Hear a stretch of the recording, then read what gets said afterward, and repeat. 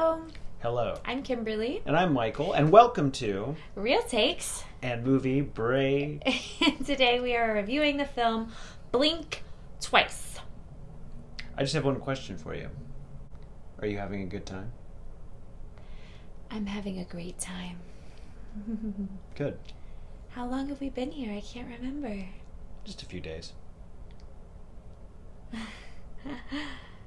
This is going to be our no spoiler review. So if you haven't seen the movie, you don't know what that was about. But if you have seen the movie, you know what it's about. For our spoiler review, where we will go into more depth, click the link in the description of this video. So without giving too much away, we'll start with what we liked, then go into what we didn't like, and then we'll rate it. I thought that, it's got a good like art direction, some good sort of color schemes, some interesting storytelling devices, interesting ideas, although I don't think that the ideas totally work, but some good acting in there, like for what it is. I liked the overall idea. I thought the idea was intriguing. It's a good idea. I like that it's a bit of a feminist message, which is fun. I like that the lead is female, and that I like the actors for the most part. I agree with you. I like the art direction. I like the bright colors. I like the way it was shot, and I like how the surprises, the timing of the surprises are interesting. I think that's all I really liked about it. So without giving too much away, although I liked the theme and the message, I didn't like that it was so heavy-handed and so on the nose. It's sort of like, yay, me too, which is a good thing, but it's also the way that they're sort of executing the message is, the movie logic isn't on point. They don't explain a lot. The ending, I didn't really care for the ending. Well, I like that Zoe Kravitz is kind of like doing her own thing now. I think this was her directorial debut, so yay, Zoe Kravitz. But overall, I think that if it had been written with a little more wit, a little more cleverness, a little more slyness, it was just so on the nose, so heavy-handed, and some of the moments that I think were supposed to be funny didn't work for me. I didn't laugh. My problems with this movie are a lot have to do with the fact that it is a structure of a movie I've seen before, but it's also trying to subvert that structure in a lot of different ways. It's trying to kind of do its own thing. And in doing that, the writing forgets that there are certain things that we, the audience, will immediately start asking. Yeah. And those questions that we start asking about what's going on in the story cause us to kind of go, well, that's stupid. Yeah.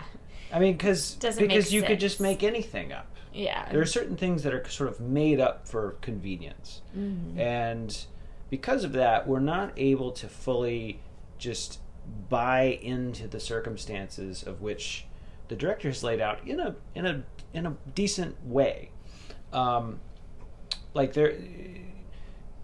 This is one of those movies where if you've seen the trailer, you'll kind of know, well, there's probably something that's going to go wrong. Characters are kind of naive about certain things, and then things start to go wrong, and then the characters are dealing with a situation where they're in over their heads.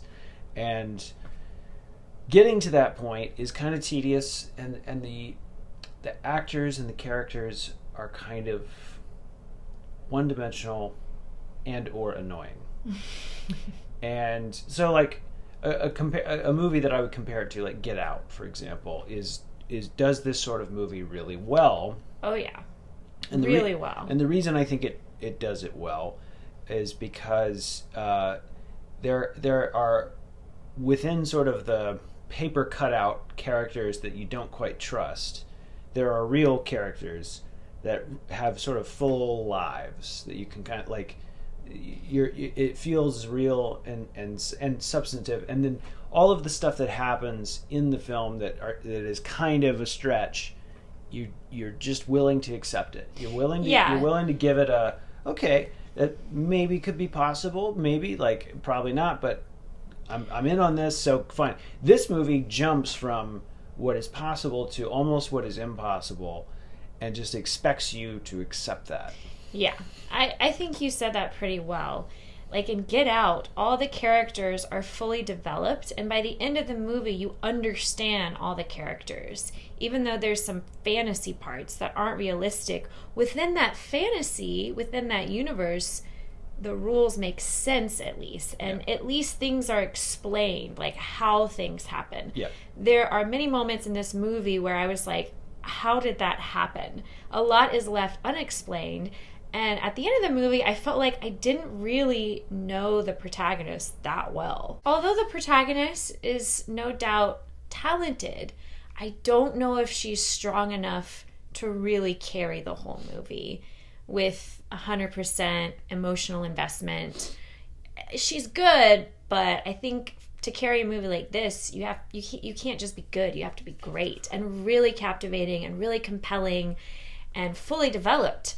Within the writing. So that may not be necessarily the actress's fault, but more of the directing and the writing. At first, I was critical of her acting. Mm-hmm. By the end of the movie, I'm like, okay, she's an okay actor. Like, fine. I'm not, like, I don't have as big of a problem with her as the actor. I have a problem with the character. Yeah, the writing. The character is, like, I think they believe that at the beginning of the movie, they get us to care about her, because she likes... without giving too much away. She likes, what's his name? Channing Tatum's character. Channing Tatum is like a billionaire. She likes him. Yeah. Right? At the beginning. And then he invites her to come to the island. Yeah, there's not enough backstory to help us really empathize with her and get on her side at the very beginning. I agree with you. And basically what we're watching is sort of like a Cinderella type situation where she's this cocktail waitress, very unlikely, but he sort of takes a liking to her. Mm-hmm. So it's like, oh, he's the prince, and the golden. He even does the whole bit with the slipper. Remember at the beginning, he's like, I always want to do that. So there is like this like Cinderella, like subliminally in our head, like, oh, this is a magical. Yeah. This is like a fairy tale. Well, if you saw the trailer, you know that it's not a Cinderella story. You know that it's going to get turned on its head, and you're just waiting for when it's going to get flipped on its head. And when it does get flipped on its head, some parts of it were somewhat surprising, but I wouldn't say they were shocking. Like, a lot of this movie was a bit predictable. So on a scale of 1 to 5, what would you rate it? 2. A 2? Yeah, I would rate it a 2. Maybe 2.5. But I would recommend seeing this movie, if you like feminist messages, and if you like movies about like where the woman comes out on top, you may enjoy the film. Parts of it are definitely entertaining. But I wouldn't recommend it for all audiences. So I would recommend watching this movie, if you like feminism and if you like seeing characters in like a sticky situation try to figure their way out. If you liked Get Out, if you like Glass Onion, and if you liked what's that TV series that this sort of is similar to?